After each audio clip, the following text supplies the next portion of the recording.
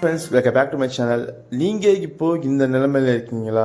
OMR பக்கத்துலேயே land வாங்கணும், ஆனால் பட்ஜெட் வெறும் 28 லட்சம் தான் இருக்குது. டவுன் பேமெண்ட் 5லேருந்து ஒரு 6 லட்சம் தான் இருக்குன்னா, அப்போது இந்த வீடியோ இருக்க லேஅவுட்டில் உங்களால் ஒரு லேண்ட் பர்ச்சேஸ் பண்ணிட முடியும்.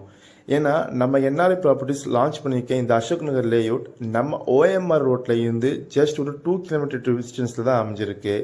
இதுக்கு வழி பார்த்தீங்கன்னா உங்களுக்கு புதுப்பாக்கம் ரஜினி தோட்டம் வழியாகவும் வரலாம், இல்லை கேளாம்பாக்கம் மார்க்கெட் ரோடு வழியாகவும் வரலாம்.